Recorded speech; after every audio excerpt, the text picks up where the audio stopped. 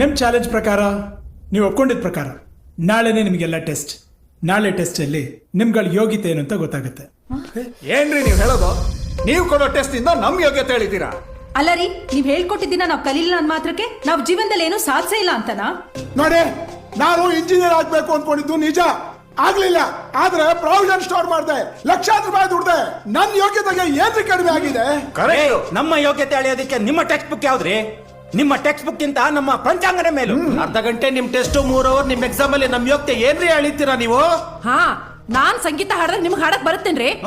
ಅಲ್ಲ, ನಾನ್ ಮಾಡುವ ರುಚಿ ರುಚಿಯಾದ ಅಡಿಗೆ ಹಾಗೆ ನಿಮ್ಮಿಂದ ಮಾಡೋಕ್ ಸಾಧ್ಯ ಉಂಟಾ? ನಾನ್ ಟೈಲರಿಂಗ್ ಮಾಡಿದ ಹಾಗೆ ನಿಮಗ್ ಮಾಡಕ್ಕಾಗತ್ತಾ? ಅಲ್ಲ, ಮಕ್ಕಳು ಓದ್ಲಿ ಅನ್ನೋ ಹಠಕ್ ಬಿದ್ದು ಇಲ್ಲಿಗೆ ಬಂದ್ರೆ ನೀವು ನಮ್ಮ ಯೋಗ್ಯತೆ ಅಳಿಯೋ ಮಾತಾಡ್ತೀರೇನ್ರಿ? ನೋಡಿ, ಅವ್ರವರ ಶಕ್ತಿ ಅವರವರ ಯೋಗ್ಯತೆನ ಬೆಳೆಸೋದು ನೀವು ಕೂಡ ಈ ಟೆಸ್ಟ್ ಎಕ್ಸಾಮ್ಗಳಲ್ಲ. ಹೌದು ಹೌದು.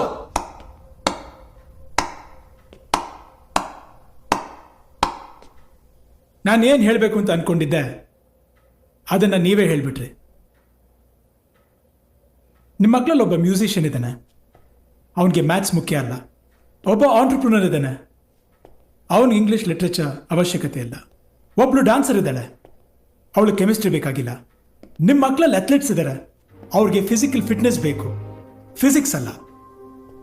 ಮಾರ್ಕ್ಸ್ ಚೆನ್ನಾಗಿ ತೆಗೆದ್ರೆ ಒಳ್ಳೇದೇ, ತೆಗಿಲಿಲ್ಲ ಅಂದ್ರೆ ಅವ್ರ ಸೆಲ್ಫ್ ಕಾನ್ಫಿಡೆನ್ಸ್ನ ದೂರ ಮಾಡಬೇಡಿ, ಅವ್ರನ್ನ ಜಡ್ಜ್ ಮಾಡಬೇಡಿ.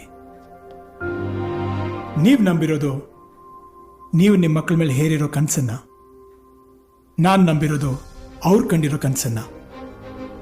ಎಕ್ಸಾಮ್ ಹೆಸರಲ್ಲಿ ಅವ್ರ ಕನಸುಗಳನ್ನ ದೂರ ಮಾಡಬೇಡಿ.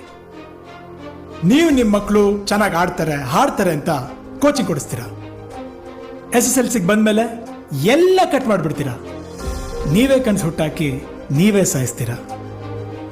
ನೀವೇ ನಿಮ್ಮ ಮಕ್ಕಳನ್ನ ನಂಬಲಿಲ್ಲ ಅಂದ್ರೆ ಈ ಜಗತ್ ನಂಬಲ್ಲ.